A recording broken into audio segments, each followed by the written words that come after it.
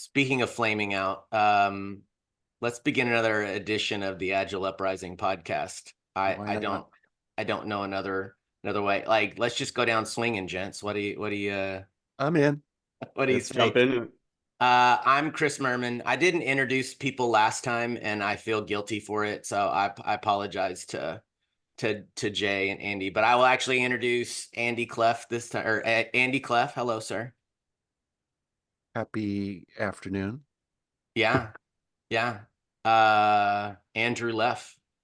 Yeah, it's weird to have Andy and Andrew, Cleff and Leff on the same podcast. So good It to be is. here. Happy Sunday, everybody. Yep, it's not a typo. You're not seeing double. Well, you Uh, are Right. seeing double trouble, but it I find myself when I'm speaking to both of you, either on the same call or same conversation, I yeah. tend to I see Andrew, I call you Andrew most of the time, but when Clef is around, I tend to gravitate more towards the Drew because it begins with a different letter. Then now he's putting a hat, like the confusion of they're both wearing glasses. They Oh, both look have at hats I this. on gotta now. find. I don't know if I have a red hoodie.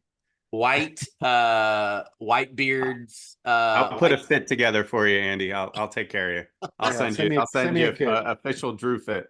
Oh my God. Can you imagine if Clef dressed like Leff? That would be amazing. We are talking about transformation. Where you get your frames? They're Spy. They're called. It's a Oh, brand all called right. Spy. Okay, I can upgrade my look. I'm I due. feel like I'll send you the link. are those newer ones? No. I I don't for it, you because they're much bigger than my comfort level, and so in my mind I'm like, did he get ones that are smaller or even Well, bigger? I'm old, so I need a lot of space to No, see. it's a size. But wait, I like to be able to see the future. And these glasses, the bigger the glasses, the better the future, or the clearer the future. Do you have Maybe little that's mirrors on the back so you can see the past too? Yeah, right. I do. It's why we like to look through the windshield and not the rearview mirror, right? So I have a little. welcome to another episode of Agile Grandpas. Yep, and we're gonna complain about all these youngsters and the sinning and the Grumpy old coaches. Get off my Agile lawn. Um, I tried to sound like Clint Eastwood and I failed. Miserably. So we are going to continue on our series of the original sins of Agile transformation. And just like last time, I didn't determine on what we were doing in advance. Is there a specific sin that you all that is Leff, you had an idea in mind last time. Do you want to go with what you had in mind last time? Oh my gosh, you're asking me to remember? You were talking about you called me the grandpa, and now I'm acting like one. I can't remember what it was. Enlighten me. Get your I don't well that's funny is that I don't know that we went down that far path. Like Clef, is there a sin in particular that I mean, Cleff brought up Sloth. okay. let's go there. Let's roll with it. Sloth. Laziness for those playing the home game. Laziness. Um I feel like we could repeat a lot of the things we said about that's the great thing about these sins is that a lot of the actions that have put us in the position where we are as an industry can apply to a lot of the sins, right? However, there is specific acts of laziness that and sloth that immediately gravitate to our minds. So Andy, is there a time when you were in a room that you can remember like Left put something in the chat for me. In Christianity, sloth is about a person not wanting to work because of their lack of motivation. The person will not be physically inactive and neglect what God has said. Very often, this will lead to resources being wasted. As an example, sloth is about a person not helping those in need, even those they would be able to. Sloth is one of the 7 capital sins, which is also called the 7 deadly sins. Wow, that is a textbook example of where we're grounding on. So, you know, I feel like we can be a little flexible with the physical part, right? But like course. choosing to be inactive, choosing not to act is where we're grounding, right? So because which is different than laziness. And I'm glad that you said that, Leff, because laziness can be unintentional, right? You can be negligent and fall underneath like laziness. But sloth is saying, I could do something, but I'm choosing not to. Are we Right. good with So that definition? Wikipedia says we are, and I agree with how you paraphrased it into the context of the discussion. And I think what comes up for me with sloth when we talk about transformation is a big thing, right? It's Mhm. big.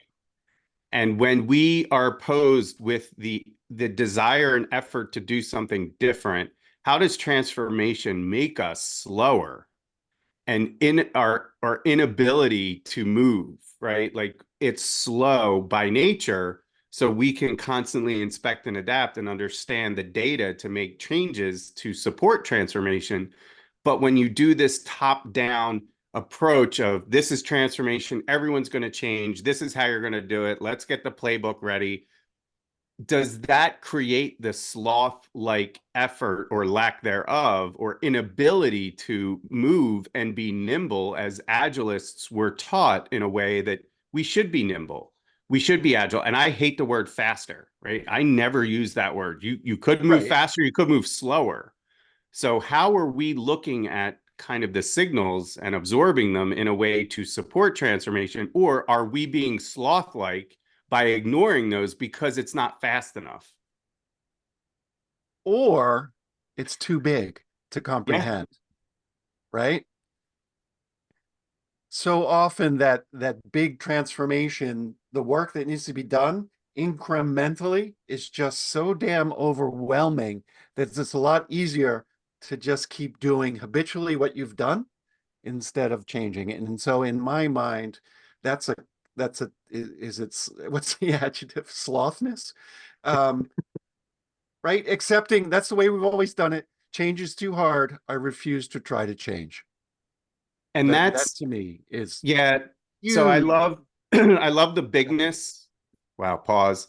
I love the scale of things when we talk about transformation, right? So something you just said, Andy, really resonates, and something that I've talked about it a ton of times. But to me, go back to your childhood days, or if you have kids, when you tell them to go clean their room, they're overwhelmed, right? It's too much of an effort. Where do I start? What do I Yes. clean? So go pick up your socks out of your dirty socks out of your room and bring them down to the laundry or bring them over to the Right. laundry. That is easier, right? And then you keep going through that, but that's exhausting. And I think that's where organizations get exhausted because it's like, I don't want to have to tell you exactly but the more that you can be prescriptive to teach in the beginning to apply that learning, that transformation is overwhelming, but here's how we're going to start. The starting and then the stopping it's too much stopping, right? What are we doing after we start? How are we creating? Okay, now go pick up your dirty shirts. Now go pick up your so how do we create a prescriptive effort to inspire more I don't know, consistency and and build momentum as opposed to these stops and starts, stop, start, stop, start, or start, stop.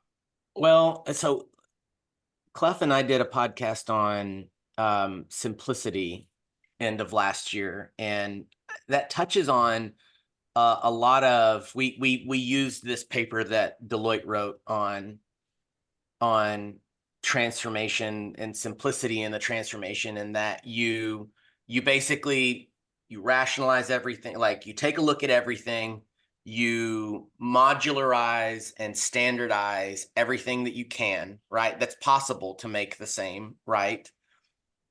And so if you put everybody on a level playing field, it may not necessarily make them successful, but at least gives everybody it's the same thing with frameworks. I heard the explanation of frameworks that has always stuck with me is it gives everybody a common language of terms and practices to start with while we figure out what we're doing next. So all of that comes into play. Also, Leff, while you were talking I had this thought of like the whole centralization versus decentralization and what needs to be centralized.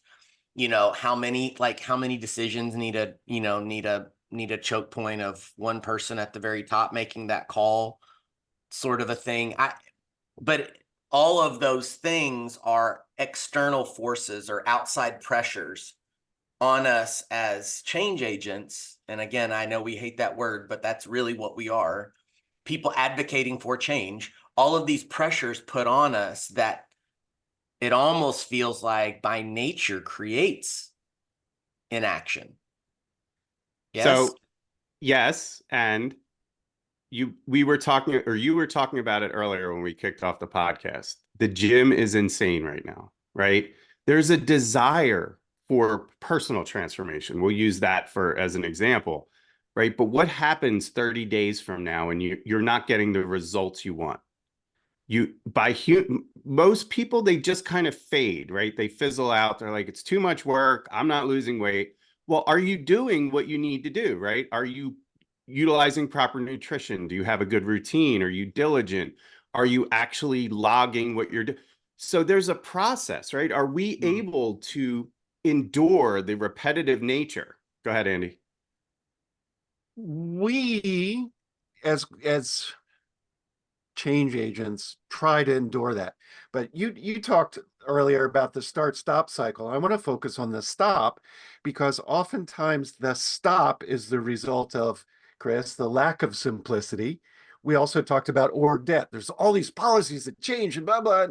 And oh God, you want me to go down that rabbit hole?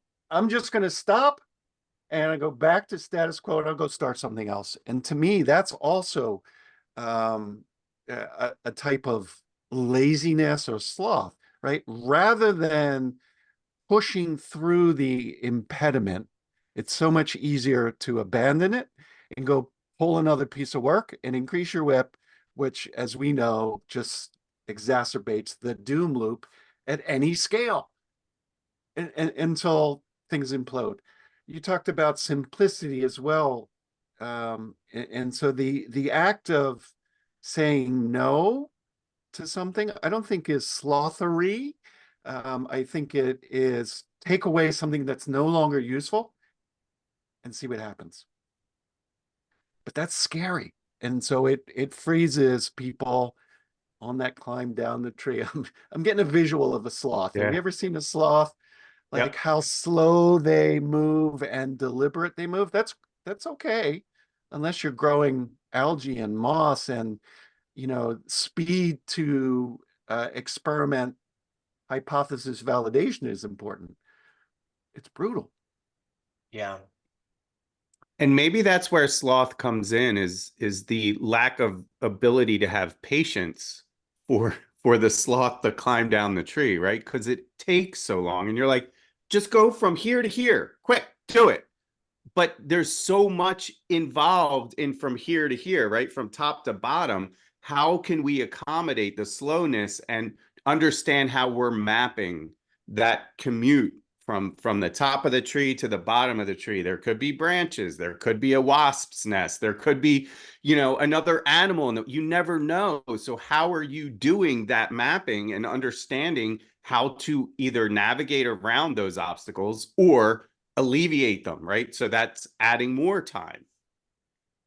There's another aspect to this that I was just struck by, because we're again talking about all these pressures, and different people wanting different things and not everybody wanting the same thing out of a transformation, which is a completely different sin and altogether. But that we come in and we say, I want to be part of something positive, turning around. I want to turn the ship around. I want at least 1 degree, like keep doing 1 degree every day. And eventually we'll be going in the right direction, sort of a thing. Like we bring in all that positive intent.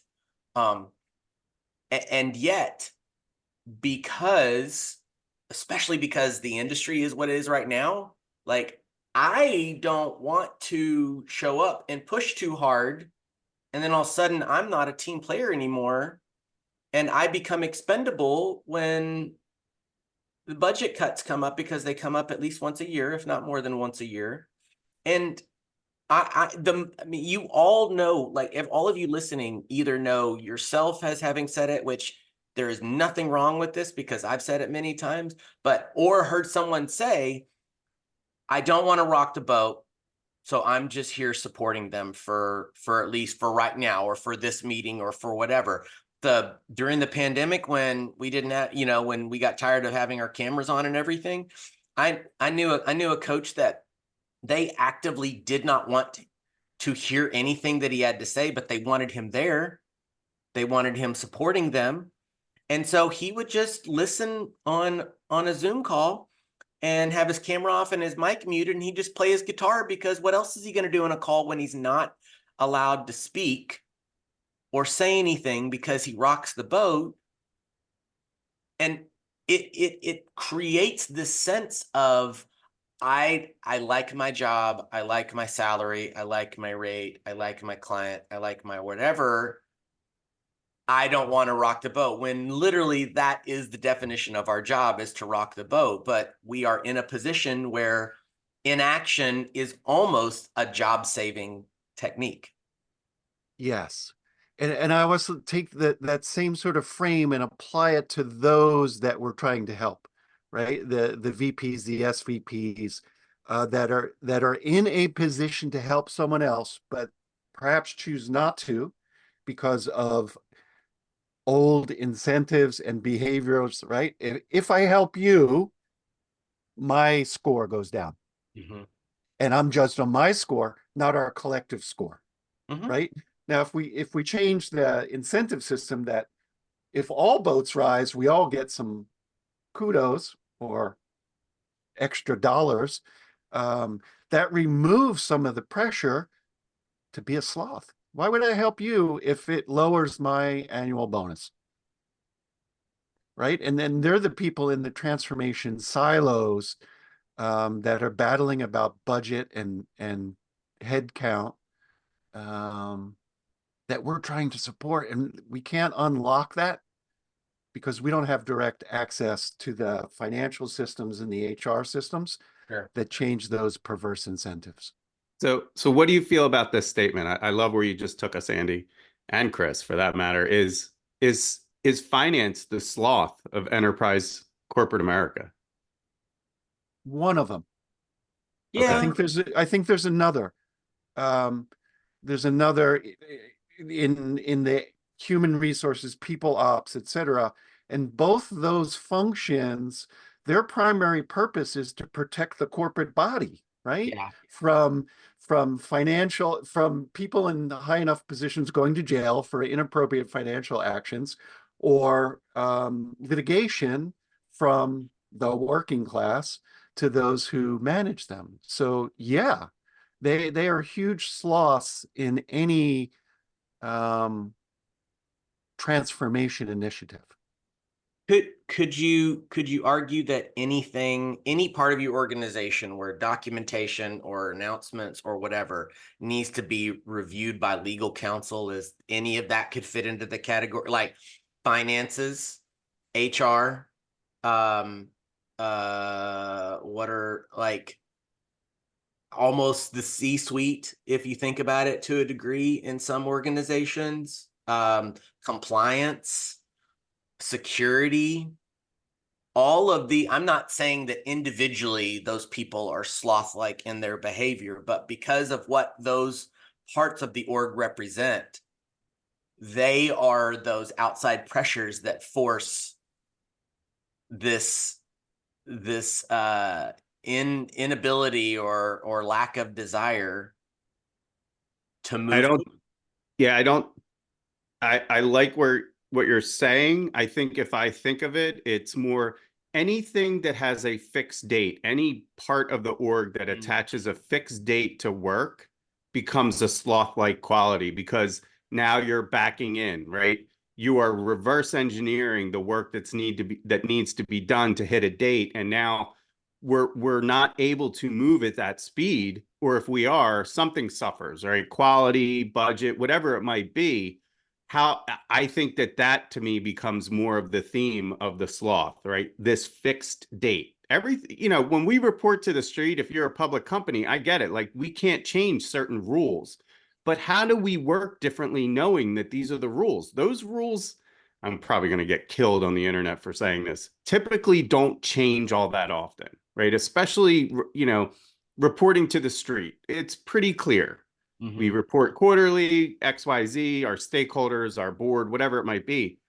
But why does this slow us down? Why do we continue to work with these fixed dates and continue to shoot ourselves in the foot and not be able to be agile, right? Not have the agility needed Yes. to do things different.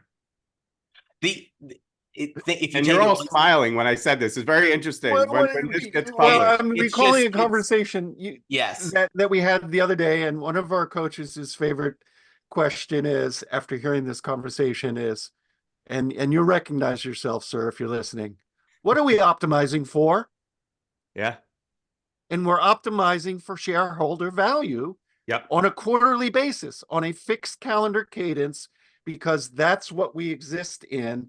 And we there's a slothery, there's a desire to say, I'm not motivated to change that because it's a huge risk. So I'm going to choose inactivity and stick with compliance. But that's scaled sloth. That's sloth at scale, right? If we make it, I didn't intend to do that. I love it. I love it.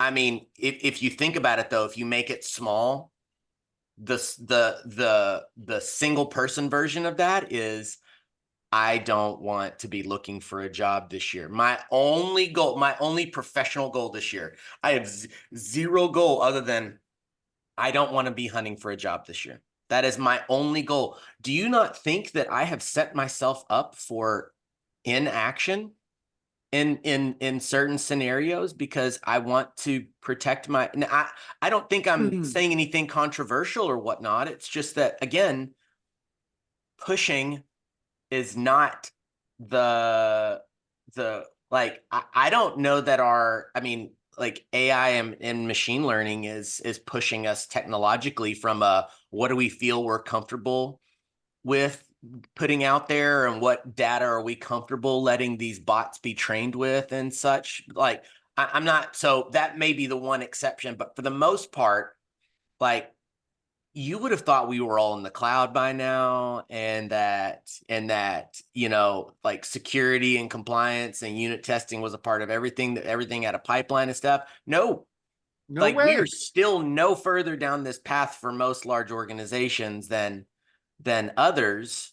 And it, again, these pressures make it, I was smiling left because I feel that pain, like what you were describing of, like, whether it's at scale and we have to optimize for this or that, or I got to just protect my gig. We feel like if I do something that someone else hasn't pre-approved or endorsed, I might be in jeopardy of getting a call from my boss to be like, hey, why did you say that in that meeting? Like, I mean, that's a small version of sloth, is I don't want to say something to embarrass my team, my boss. I don't want to get told, like, why did you push there and stuff? Like, this idea of being very direct is almost like a negative So these let's days. check that. Check that it fits the earlier working definition of sloth. Does it lead to wasted resources, however we define that? Knowledge, effort, etc. Is there a direct correlation I to think so. waste? I do. I think when you choose to be acquiescently silent.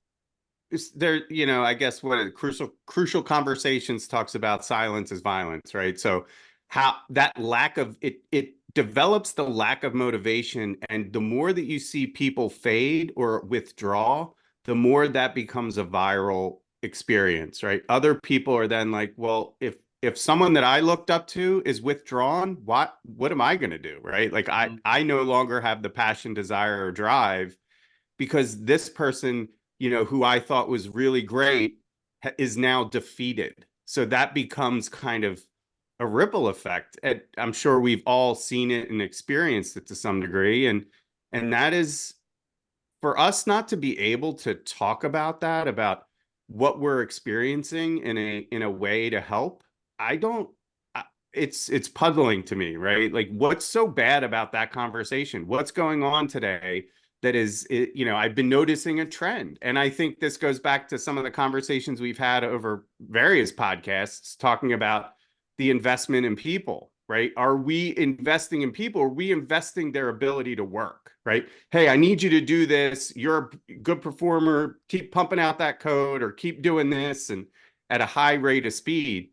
And there's no investment, right? You're just literally looking at the outcome or the output. And what I loved with the question that your colleague asked, Andy, or one of the coaches you work with is, what is the outcome we're trying to achieve or something like that? Like what are we trying to optimize, right?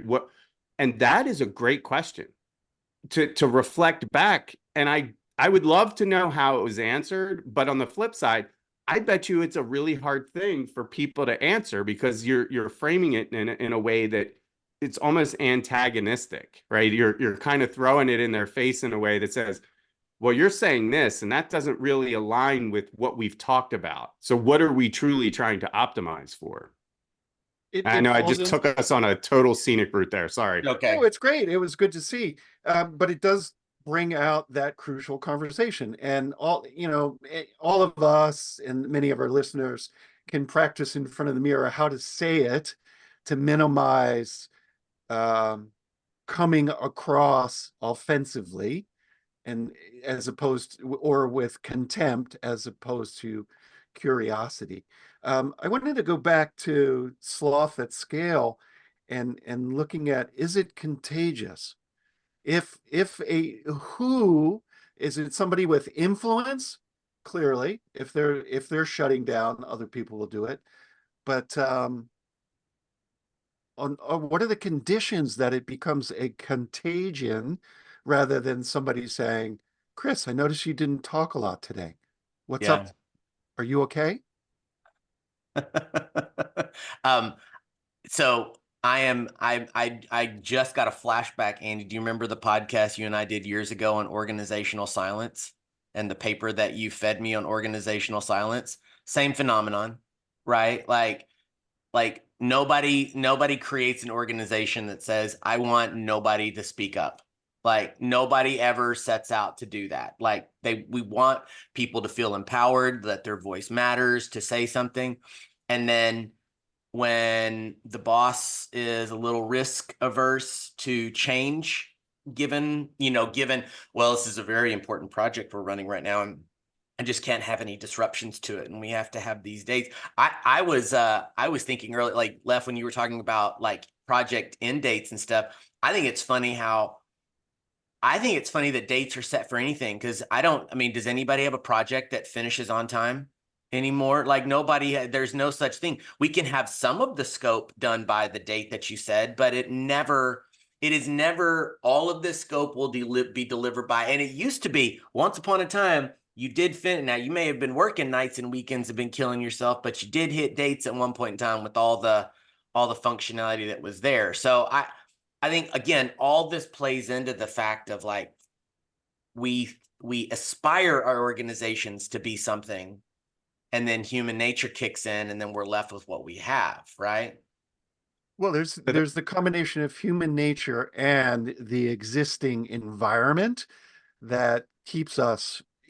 We talked about it earlier. We start something, but we hit a wall. We have to stop. Right. And so the other podcast that came to mind was, God, I have to look it up. Red is good, right? You're given Yeah. a date and the pressure is you're green, you're right? You're green until like 2 weeks before, and then you're kind of yellow. What are you going to do to get it back to green? Yeah. Instead of all of us, we're sloths when we say it's green, it's green, it's green. Whereas the dangerous part is no, it's red until it's not. That's brilliant what you just said. But it's Yeah. Green risky. is sloth. Yeah. So It's in the risky. same vein, does that date mentality and that the rag status, all of these kind of measurements or information radiators, right? Do they help or hurt? To me, dates are about trust. And when we put a date out there, we're selling something, and our customer, internal and external, trust that we're going to deliver what we say we are based upon a date. Now, when we bleed into that, it's kind of like if you've ever had construction done, right? If you're building a house or had construction done in your house, they never hit the date. It's you will get a portion of something, but there's always something that materials, someone's out sick. Software is the same way, right? Like we're working with people and we have to find resources, not people, the resources that people need to be able to do their job to hit that date. But we also need to get people empowered to say bad news doesn't get better with age. So what information are we holding back and not sharing to, get our leadership or whomever to understand where we are, how we're trending, what's blocking us? And that goes back to, again, does storytelling prohibit or support this sloth-like mindset or ability, this sloth-like experience, which we're looking at sloth sort of with a negative connotation, right? We're kind of taking that sloth can be a bad thing. We touched on it a little bit about how it could be a positive as well. Moving slow isn't bad, but I trust just keeps popping up for me when we go into that, when we dip our toe into the date water, right? So I want to jiggle on the storytelling because I think it could go many different ways. One is it's total fiction, right? yeah, We're doing deterministic forecasting based on guesses we made when we knew the least. It's like your contractor saying, "Yeah, I can rewire that house in a weekend," and then I pull off the drywall yep. and find toothpaste and coat hangers. You're like, "Yeah, but got to reformat my date." The other story is one of probability, and we've had a couple of podcasts and we brought in the pro kanban folks, and we talked about telling a better story based on our what we see in the rear view mirror. The story we can tell is we have about a X% confidence that we're going to hit this, and then the issue comes in of, yeah, that's not okay. You still got to hit the original date we made 3 years ago. Yeah. There's more. That's sloth at scale, rearing Yes. its ugly head. So you're With attempting a to dash correct of it by a pride good mixed story, in. but it's squashed. I mean, being not willing to move the date or being flexible with what goes on that date. Like that's see the last pod on pride for that, because then if you challenge someone for being, again, it's not laziness, but if you insinuate sloth in any way, shape, or form, people are like, "You calling me lazy?" Like, say it to my face. You know what I mean? Like, I'm just doing what's best for my organization, or I'm just trying to keep my job, or I'm just trying to keep us in line, or whatever, right? Like, there's a real struggle with implying sloth to, someone, because I can be prideful, I can be loud and obnoxious and whatever and stuff, but hey, I get stuff done, and I work as hard as I can. Don't you dare tell me that I'm lazy. We go back to red. Red is good. Lazy could be good. Maybe. Right? I'm lazy. I don't want to do things that have no impact because somebody told me I should. I don't want to attend meetings that I don't add or get value from. That is good laziness. I don't want to fix something because I might get yelled at. That's bad laziness. And so that becomes slothery. We got a whole nother podcast coming. Lazy is good. Is Well, there a good, so is there a side to sloth or yeah. a facet of sloth that is positive? I mean, all the deadly sins frame it in bad, bad, bad, bad, bad. But is there a beneficial facet? Yeah, when we did our first pod on pride, I surmised that humility was like the medicine for pride, right? I don't know that there's necessarily a need to say like the antithesis of sloth, Or the because cure. Yeah, because as you both have very artfully said, like action isn't always good. Like it's if to say inaction is an intentional inaction is bad, well then always action must be good. We know for sure that ain't the case, right. Yeah, and right? I think too, if we think of it as a speed limit, all right, the speed limit's 55. If we're doing 100, are we able to read the street signs to know where we're going? Or if we or are we going too slow where we're got a traffic jam because we're holding things up? So how are we looking at our speed when we talk about sloth, right? And this ability to move either very slow, very fast, but how do we know? What do we say that currently right now our baseline is this, right? Mm. We're going to see if this is, excuse me, it drives me crazy. Every meeting I'm in is about speed. I'm like, we have no way to tell how fast we're moving today, right? We could be moving too fast. So yeah, I think sloth could be a great way to look at things and say, we really need to slow down. Not every day can we drink from the fire hose. Right. It's too fast. I'm not getting any water. I'm dehydrated. So it's making me slower. My brain isn't working well. My ability to make good decisions is just challenged because I'm frustrated. I'm tired. I'm fatigued, right? I have all this stress. I'm not clear. I'm cloudy. Yeah. It's really amazing to watch people just really fixate on the negative, and maybe sloth as a negative ramps up that negative mindset and makes it really slow for you to cross over and think more in a positive manner, to use sloth as a partner, right? Like, hey, I'm going to partner with sloth and kind of look at it differently. I'm going to use it as a gift. Oh, I Interesting. like that. Use it as a gift. By So the way, so there's Leff an is just quoting manifesto principles without like that. For the fact that you didn't say sustainable pace in any way, that shape, or form. I was like, how did he do that? How did he describe that principle to a letter without using the word sustainable pace? That was well done.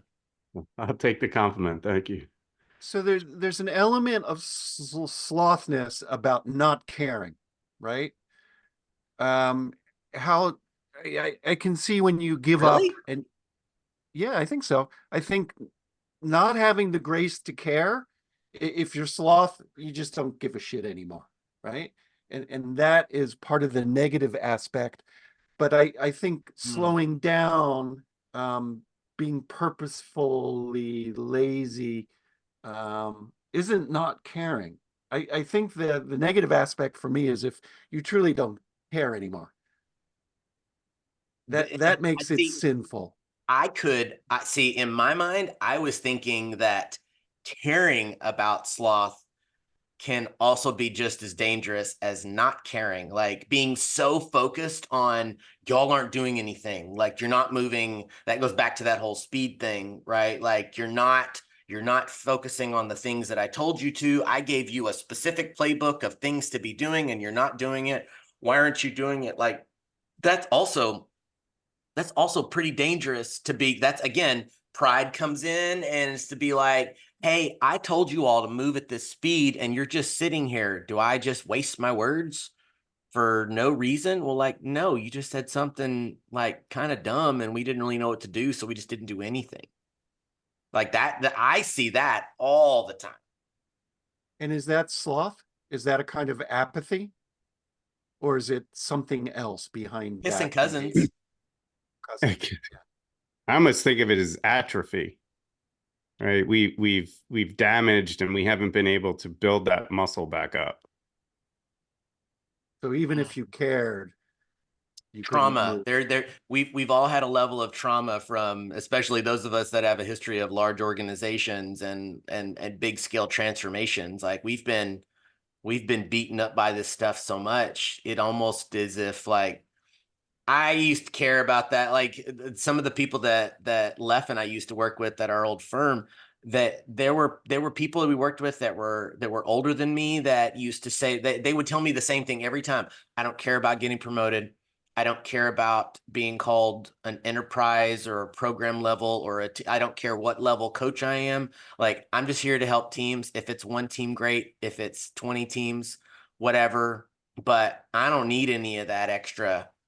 I don't need any of the extra crap. I just want to be helpful or something. Like, that's a way to slow down and position your mind around your work in a way that's I used to snicker at them like, oh, y'all are just too old to be ambitious. Like, no, they have That's a valid. good frame of mind about a sustainable pace and not pushing yourself and not caring about things that don't generate value. Yeah, and that's valid. Where it crosses the line for me is back to the mental image of the sloth and the tree. If I just move slowly enough, no one will notice me and I'll be fine. And I won't be subject to vicious attacks by predators or competitors, right? That's where it crosses the line, as Yeah. opposed to I'm willing to help. And if this is where I can help, there's no apathy there. There's no lack of caring. That to me doesn't fall into one of the deadlies. That's realism. Yeah, that's interesting. I I hadn't was thought about it also like that. I was also thinking about we all know folks in our line of work that like they're the one that they always like, it doesn't matter what call there is or session there is, they always are one of the first ones to jump in. They always have something to say. They always have an idea for that. And trust me, I have been that many times before. But one experiment that I tried when I started at my current firm was like, because the piece of advice that I got going back to this idea of like inaction not being necessarily a bad thing is I was told, go slow. Don't walk in guns blazing. Don't walk in saying I'm here to change the world. Don't walk in saying you all are doing things wrong or right or whatever. Just absorb what's happening. And I intentionally made myself sit and listen and take notes in every call. And the making myself not talk has actually benefited me in a way that is a little novel for me. And I'm sort of ashamed to say that at 46 that like learning not to talk is a good thing at this advanced age, but whatever. I'll take Yeah, it. it's better than 64. Give yourself a pat on the back. Fair. What else do you want to tug on? There's so many great things. I love sloth at I scale. know. I think Is there's there a another way that certificate in sloth there. could be, is there, Leff, is there another way that we missed that sloth could be a good thing? I just think it gives you more time to see the world around you, right? So I think we, I struggle with the pace, right, of work and the constant raising of the bar. Yet we're not given, you've heard me use this metaphor. They always give us a 10-speed bicycle and expect us to win the Indy 500. I can't. I can't do that. So how do we invest in building a car to be competitive, but high performing, right? The opposite maybe of the sloth-like quality is burnout.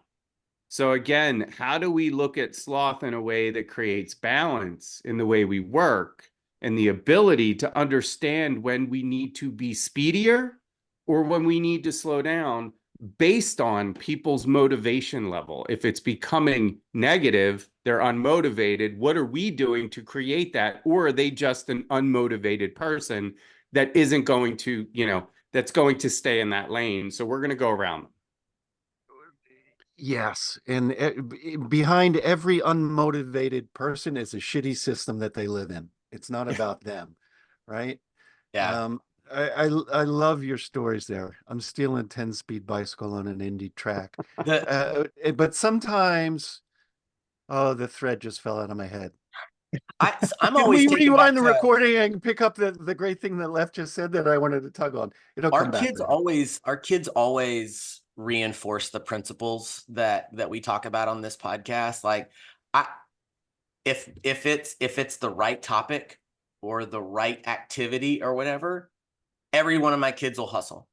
Like every single one of them. I don't have to say run.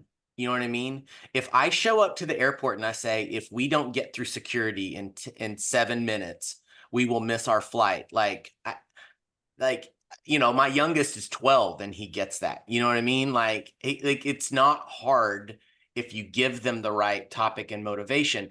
I at the same time, I can't get people to care about what I care about all the time. I'm not that as charismatic as I think I am sometimes. I am not that good to where I can make anybody care about whatever I want them to care about at any point in time. Like that's not how humans work, right? Yeah. So like the comments Leff was saying about like, well, what are we or sorry, Andy, you said about like what are we trying to optimize for? Like ultimately what do we care about in this sense? Like if they will acknowledge what they care about, then they'll hustle for that, right? Like we don't have to ask people to hustle, but if you say, hey, your calendar from 8 to 5 is booked solid, and then you have work to do on the after, you know, on the back end of that, and I'm not willing to let you not, like I can't give you a break from some of these calls that you're on, but then they're going to work 13-hour days and they're going to be burnt out.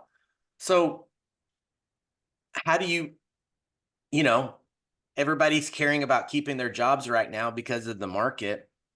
Okay, well, if you don't want people to leave, like, hey, how about we create a better environment for them and then give them something that they want to stay for, right? Like, so I don't know. I keep thinking about like, well, how do I keep funneling you all back to something that you actually want to do, as opposed to whatever dumb activity of like, well, let's do the sailboat retro this time. Like, who cares about any of that, right? Like how do we care? How do you care about something that actually makes you all better? I don't care about what game we play or workshop we run to get it done.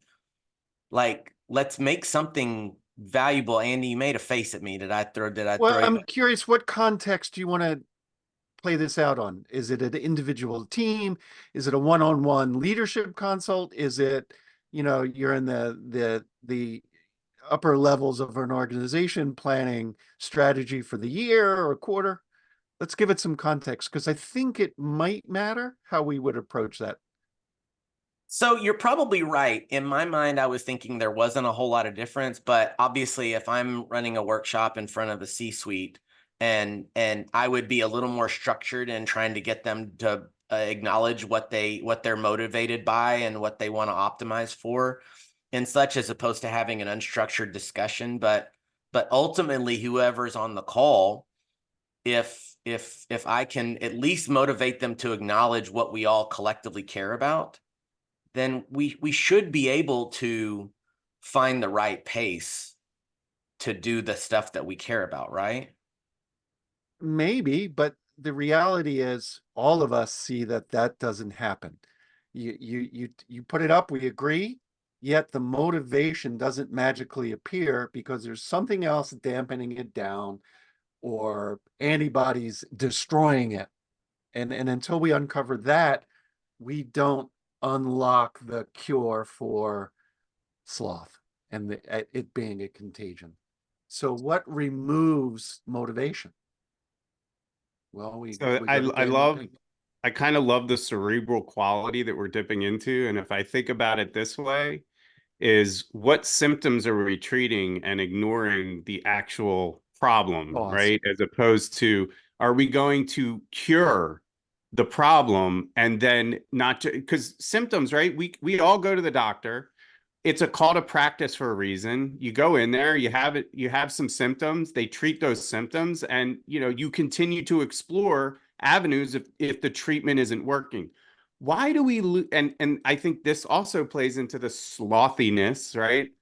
Why do we lose the desire and ability to continue to look for a cure and not just treat symptoms? Agile isn't an aspirin, right? It's not. You just don't do Agile and your headache goes away. In fact, it probably creates more headaches, right? So you can't just use it as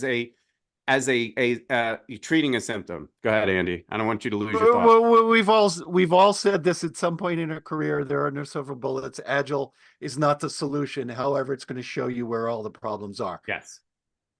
Yeah, Um, I was just thinking of like, well, big A or little a agile, whatever we want to call it, is not an aspirin. However, there are lots of aspirin involved in what we do. Like frameworks came up with practices that it's like, it doesn't solve anything for us to talk for 15 minutes a day about the work that we're planning on doing and aligning for it. But that surely does solve the symptom of we don't ever communicate very well. And I don't know what anybody's working on anymore. Right. So I guess that going back to the scale thing, like it depends on what symptoms you're trying to solve. Like I'm thinking, just to be realistic, like maybe that's all I'm really supposed to be working on, is working on symptoms and forget about curing the disease. Like I mean, I've lived with I lived with diabetes for 30 years. There is not a cure coming around the bend for me, but I bust my butt to manage my symptoms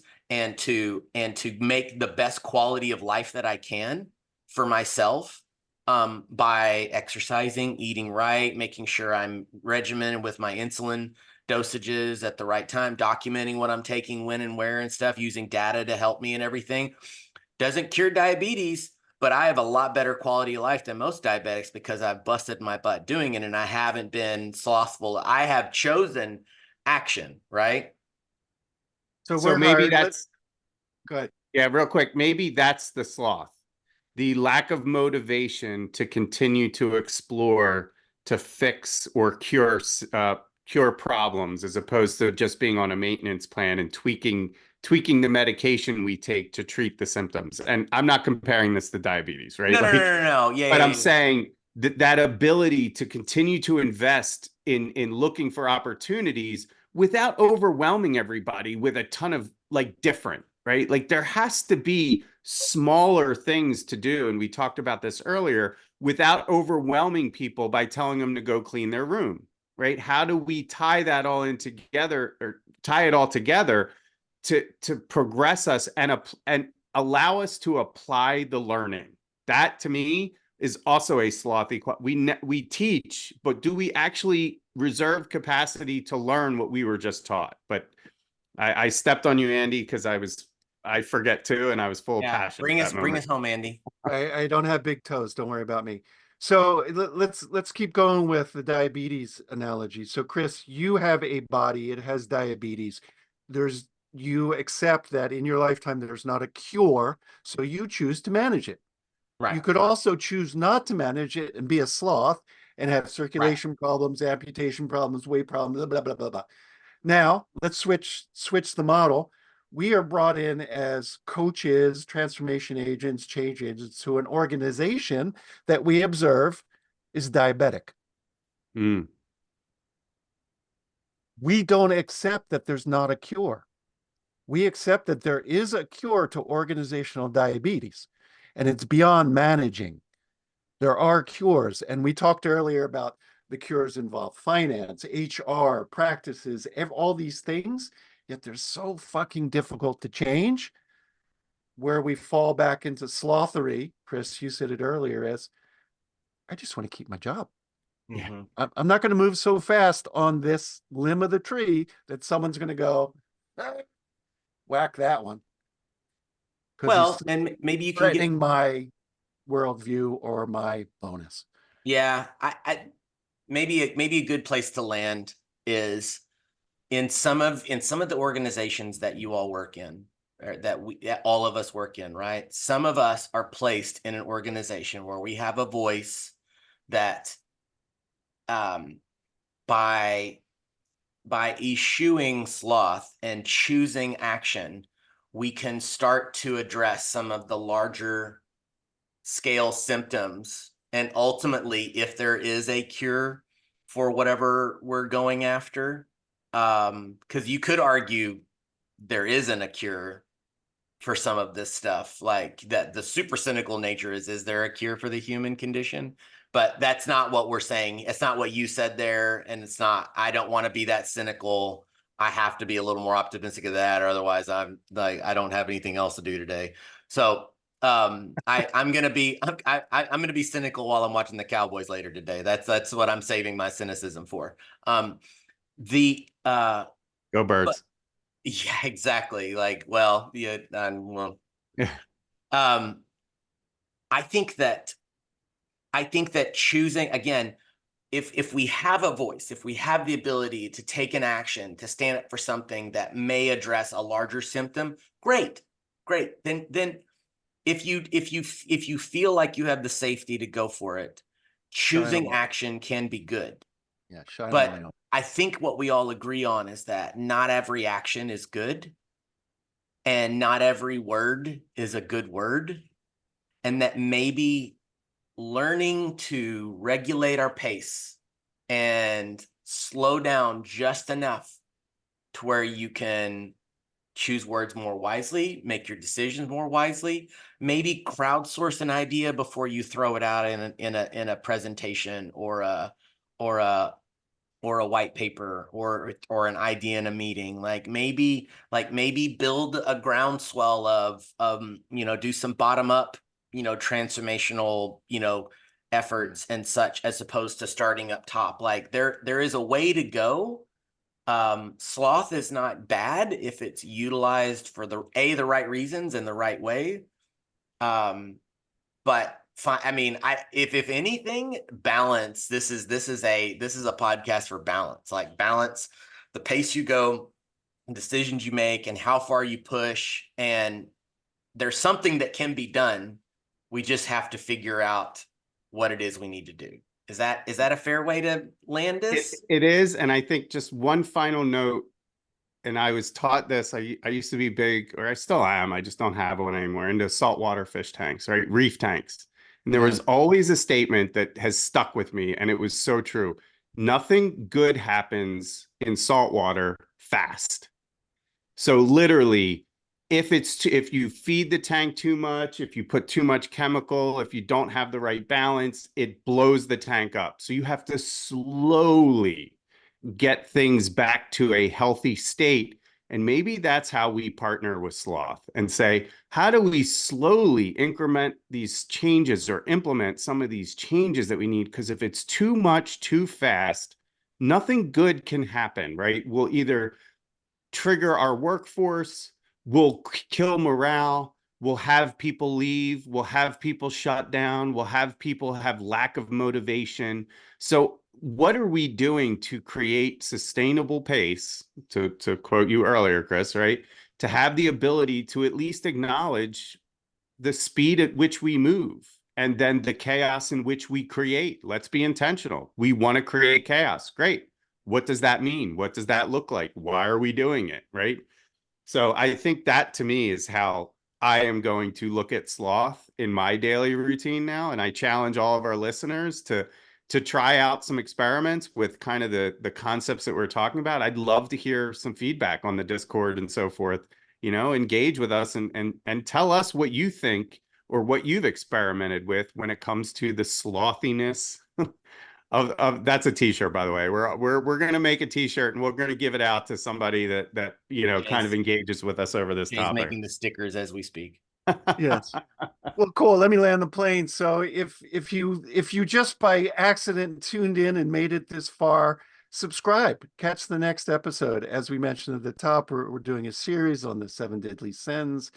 We'd love for you to join us on this journey. Leff mentioned our Discord server. Wonderful place to join. See the show notes for details. Don't be lazy about it. Climb down to that tree. Come on. You have to come down and take a dump every now and then. You don't have to Sorry. leave the tree to do that. Don't sloths come down like once a month to defecate? I think so, yeah. Yeah, I'm gonna have to look that one up. Wow. We'll open a sloth channel on the Discord server Thanks. for Love all it. you We'll plan it. aficionados. And thanks again. And if you enjoyed this show, look for the Patreon link, and we'll make sure to send you some sloth stickers along with other swags. That's right. Chris, Leff, it's always a pleasure to jam with you too. Absolutely. You guys are Absolutely. the best. That's it. Signing out. Ka-ching, ring the bell, hit the buzzer. Ding. Go Cowboys. Go Birds.